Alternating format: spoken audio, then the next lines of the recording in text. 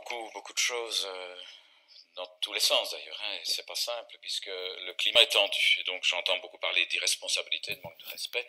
Je trouve que la moindre des choses, c'est déjà de s'écouter et de s'entendre, mes chers collègues, sans s'envoyer des invectives ou sans s'accrocher, se lever, crier. Enfin, vous voyez, ça ne sert à rien. Bon, alors, on peut peut-être regretter la fin de l'histoire. Je vais reprendre un peu d'auteur.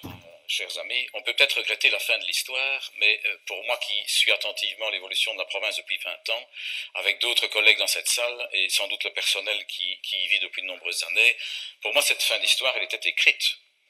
On peut aujourd'hui, Monsieur Ballon-Perrin et Monsieur le chef de groupe, Monsieur Piret, s'étonner, s'émouvoir qu'on est dans une situation extrêmement difficile et compliquée, mais finalement, c'est le résultat de bien des choses.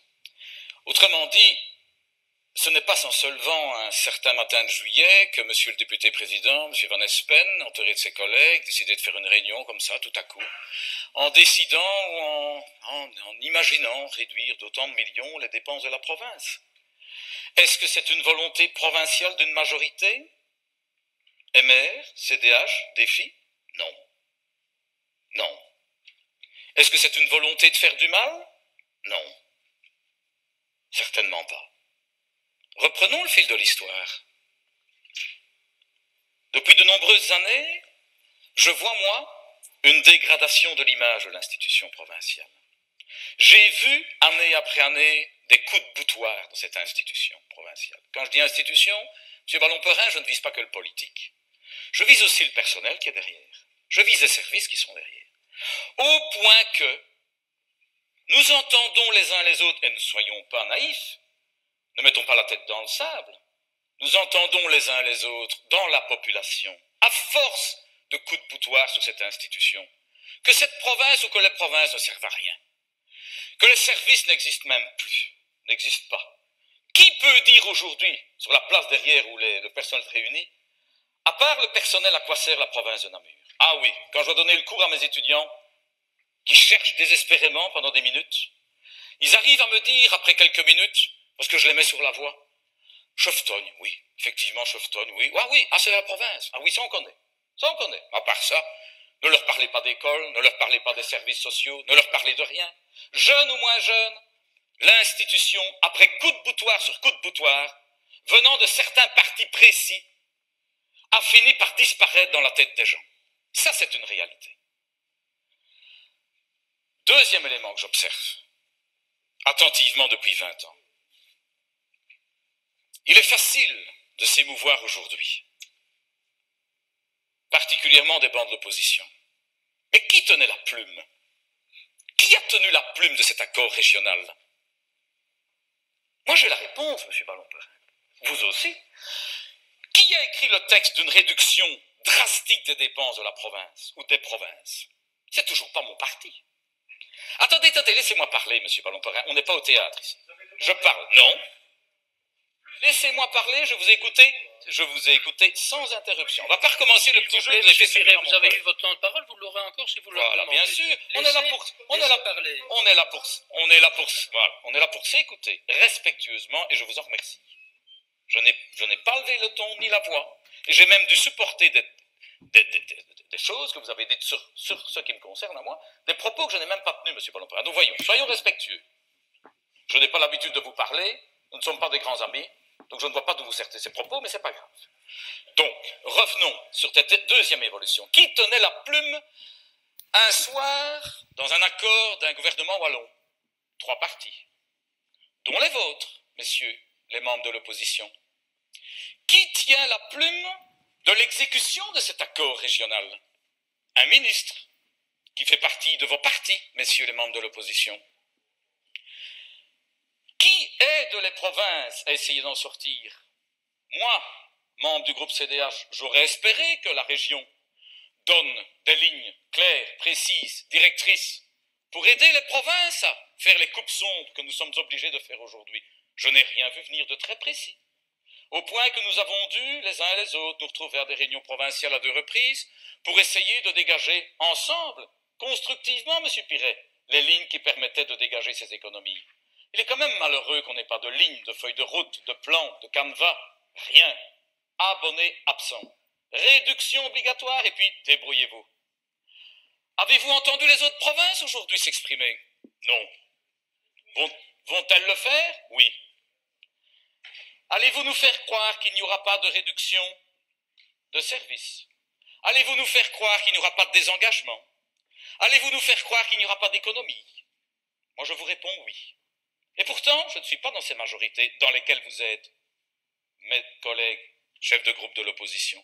Et donc, on va suivre attentivement ce qui va se passer dans le Brabant wallon, ce qui va passer à Liège, ce qui va passer à Charleroi, dans le Hainaut. On va voir attentivement comment les autres provinces vont faire beaucoup mieux que ce qu'a fait la province de Namur, qui très courageusement s'est lancée la première dans ce travail extrêmement difficile de réduction de dépenses obligatoires imposées par un niveau régional. Nous allons suivre attentivement. Peut-être feront-ils mieux. On va l'espérer, puisque tout est négatif chez nous et que tout est mauvais, que la feuille de route est à jeter à la poubelle si on vous entend. En tout cas, après avoir entendu, puisque moi je l'ai entendu pour la première fois aujourd'hui, M. Ballon-Porin officiellement, je n'étais pas à la conférence de presse où vous étiez invité, je peux vous dire, on peut voir la bouteille à moitié vide ou la bouteille à moitié pleine. Je peux comprendre l'émoi et nous comprenons l'émoi de ceux qui doivent vivre cette réforme tous les jours.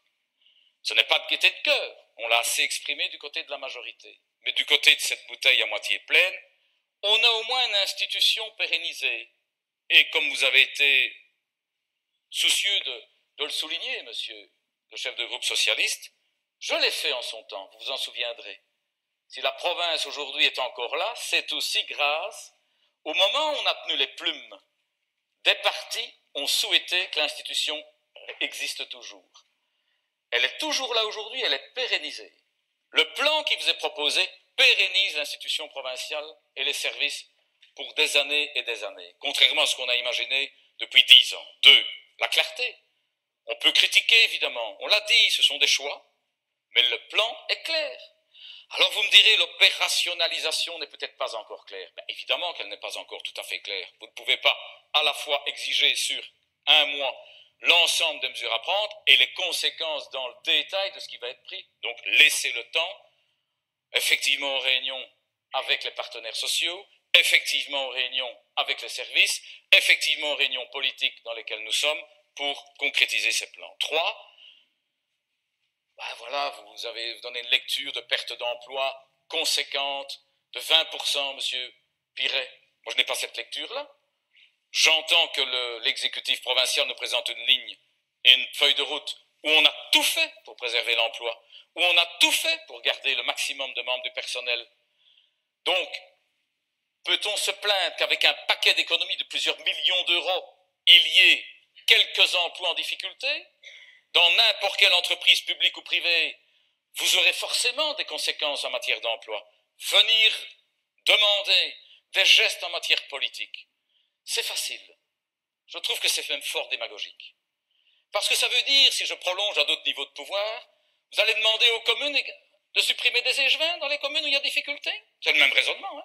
Parce que les communes sont dans la même situation que la province, et même peut-être même pire dans certaines petites communes. On va demander de supprimer des échevins, de supprimer des traitements de bourgmestre. Mais vous voyez la démagogie, le populisme dans lequel on rentre. C'est hallucinant des raisonnements pareils. Depuis des années, vous le savez, monsieur Ballon-Porin, vous me regardez en souriant, vous demandez effectivement des gestes. Vous ne pouvez pas nier que ces gestes ont été faits, ils sont quand même en route. Je ne vais pas reprendre le catalogue des mesures en matière de transparence, de bonne gouvernance, depuis que, je ne vais pas prendre l'exemple du CDH en particulier, mais depuis que vous insistez que les temps font qu'on doit le faire et qu'on le fait. Évidemment qu'il y a toujours moyen de faire plus. Mais on est sur la route. On fait des efforts. Les gestes ont été posés. Et si j'étais simpliste, monsieur Piret, je pourrais parler de ces 20 années où moi je suis ici dans l'enceinte, où j'ai quand même vu des époques où les dépenses étaient quand même bien plus larges que ce qu'elles sont aujourd'hui, où des époques où on ne regardait pas un euro, où même nous étions au château de Namur après chaque conseil provincial. Il y a bien longtemps qu'on n'y va plus. Donc voyez, prenons tous les exemples que vous voulez, et vous verrez que les gestes ont été posés. Faire croire à la population que rien n'a été fait, qu'on est dans une situation de profiteur, eh bien vous êtes encore à jouer le même jeu, où vous faites le trou, quelque part, de cette institution, et à force de faire croire qu'on peut en supprimant un député, on va trouver les solutions aux problèmes de fond qui nous sont posés aujourd'hui, c'est trop facile. Et je trouve ça trop simple. Je me permets de vous le dire. Sur la méthode, oui, sur la méthode, M. Ballon-Porin-Supirey, évidemment qu'on peut en parler. C'est évident qu'une méthode, c'est une méthode. Est-elle la meilleure? Moi, je ne le dis pas. Elle est celle que la majorité a estimé prendre. Effectivement, il y aurait peut-être eu moyen encore de faire mieux. Mais si vous n'aviez eu un exécutif qui faisait peut-être de la concertation sans limite, de la concertation avec les groupes de l'opposition comme vous le souhaitez sans limite, croyez-vous qu'on pourrait présenter un plan à l'horizon d'un budget 2021? Je n'en suis pas sûr. Je n'en suis pas sûr.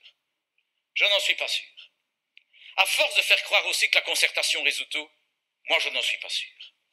À un moment donné, il y a une responsabilité. L'émotion est facile. Les émotions sont faciles aujourd'hui. Aller dans le sens de ceux qui crient, c'est facile. Mais la responsabilité d'un exécutif qui est devant vous, c'était de présenter un plan d'action pour un budget de 21. Une ligne pour 24. Eh bien, c'est ce qui est fait aujourd'hui. Avec une méthode qui peut être critiquable. Ce sont des choix, Madame la députée l'a dit également.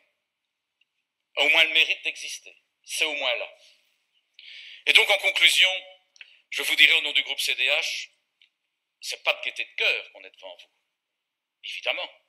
Ce n'est pas de gaieté de cœur qu'on a dû subir une ligne et une plume d'une déclaration régionale, que nous assumons, malgré qu'on n'a pas tenu la plume, que nous assumons avec nos collègues et avec vous, parce que nous n'en avons pas le choix, et que nous assumons en essayant de ne pas casser la maison province, contrairement à ce que certains font depuis des années. Donc nous faisons confiance à l'exécutif pour la suite et l'opérationnalisation, et nous avons demandé à être associés à cette opérationnalisation. Je vous le dis ce matin, devant mon président de parti. Nous avons demandé à être associés étroitement à la suite. Et je le dis au député président, qu'il fasse confiance au conseil provincial aussi pour la suite des opérations. Qu'ils nous mettent tous dans ce bateau de cette réforme obligatoire que nous vivons ensemble. Voilà ce que je voulais vous dire au nom du groupe CDH. Merci.